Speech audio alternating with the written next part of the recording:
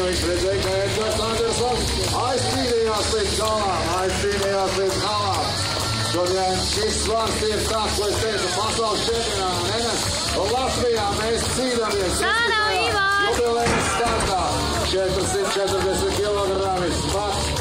Nešvicē, nav iespējams pārvarēt to, ko tagad dara Ivars un vispārējie, jā. Protams, nežēlīgs svars, Aiziet! Ivar, dabāj aiziet! No te ir jālēm, vai cīnīties, vai atstāt un taupīt spēkus. Un laiks ir beidzies. 1 minūte ir iztecējis. Tāds ir mūsu laika limits.